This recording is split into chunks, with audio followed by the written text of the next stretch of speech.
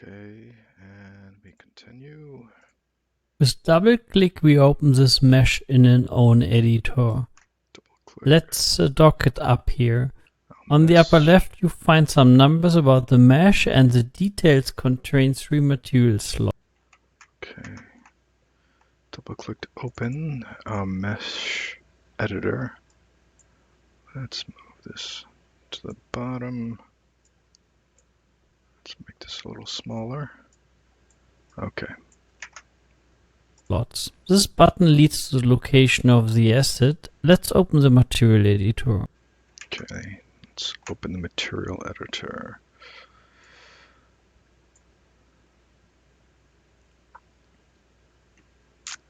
Which button was that? On the upper left, up here. Import our static mesh got added, as well as the 3 materials this FBX uses. With double click, we open this mesh in an own editor. Let's dock it up here. On the upper Okay, so let's dock it up here, he says. So we can do that. Let's make this here. Okay. Let's see if we can look at both screens at the same time. Okay.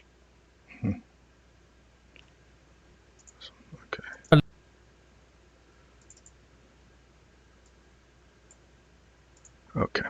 left, you find some numbers about the mesh, and the details contain 3 material slots. This button leads to the location of This button. Expand this a little bit. Can we make this a little bigger? Okay, I guess not. Of the asset. Let's open the material editor. Open the material editor. We click on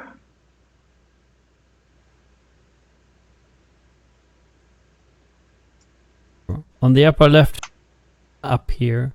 On the upper left, you find some numbers about the mesh, and the details contain 3 material slots. This button leads to the location of the asset. Let's open the Okay, so we're going to go to the location of the asset. Plastic. This one, and now we open the material editor. Okay. Okay. material editor. On the upper left is a preview. Below are details. Most space takes a material graph where we find this big output node where we can connect nodes to. Okay. For example, this one is color we can change. So we're changing the color here, I think. Okay, double click here. Okay. It's got a kind of bright purple. Make it a little more. That looks probably the same-ish.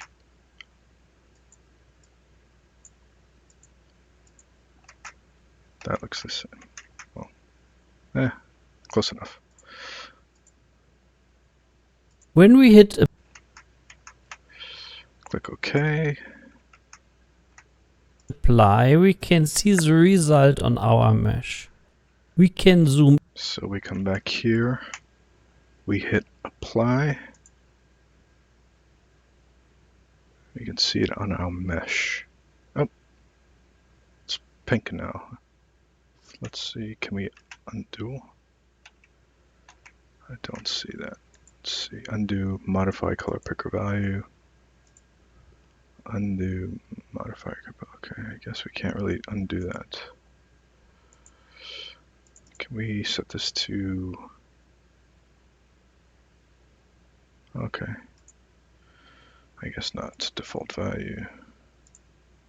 Can we have more than one color? No. Okay. in a bit to see how the material is looking from different angles. Let's go back and improve this. So we come over to our preview. We change this, the way we look at it. Left click, middle mouse button to zoom in, and right button to angle. And then mouse button, center mouse button to scroll up, scroll down. And I think, no, that's not gonna work. Okay. Can't really zoom in too well. Okay, oh, okay. A bit. When holding 1 and doing a left click, you can create a node with one value. We can connect this. Holding 1 and left clicking. Let's make this a little smaller now. Let's go back to our material pane. Here, material, holding 1, and left click. Okay. Holding 1, left click, and then we bring this up to roughness, I think. Actually, let's move this aside. Yes. And let's move this out the way.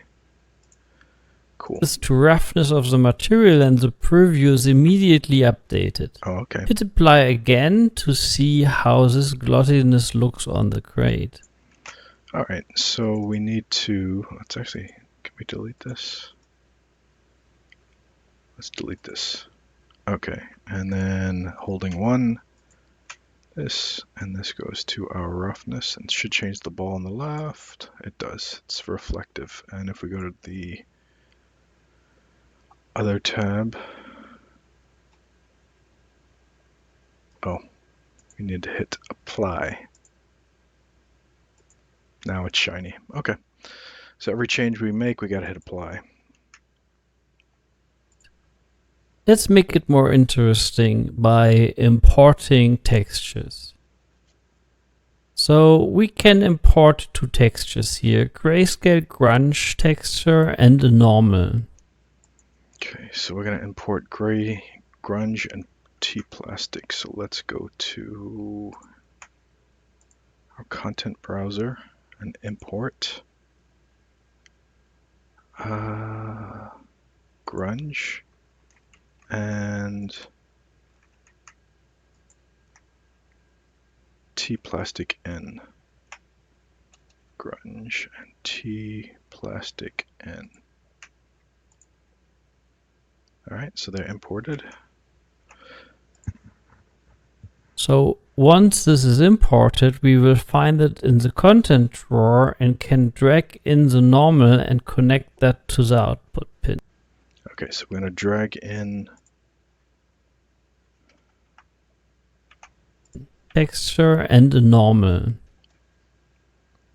So once this is imported, we will find it in the content drawer and can drag. We're dragging in T-plastic to normal. Okay, so we're going to drag in. Let's go back to our material pane, open up our content drawer, scroll, zoom out, and then scroll down a little bit. Shift, no, left button. Content drawer, plastic, drag that in, take from the RBG, and plug that into our normal node. Okay. Drag in the normal and connect that to the output pin. So when we zoom in a bit, we see this nice little bumps here on this material, which we can also witness on the crate if we want. All right, so we should be able to zoom in and see some, oops, some bumps here. I do see some bumps. I see, that's weird, can't really zoom in all that accurate, but there's a bump here, there's a bump here, and let's try deleting that again and seeing if the bumps go away. So we're looking at this bump here, see if that goes away. Yes, it does. Okay, so let's add that again, see if we remember what we did. T-plastic, drag that here, take the RGB and plug it into the normal. And now we've got that little bump. And then we have to hit apply. And now we look at our crate, and there should be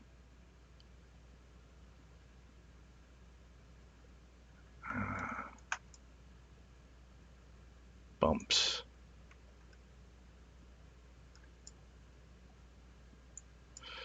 It's not very easy to navigate. Okay. Let's see. Okay. Not seeing bumps. There's one. Oh, there was one.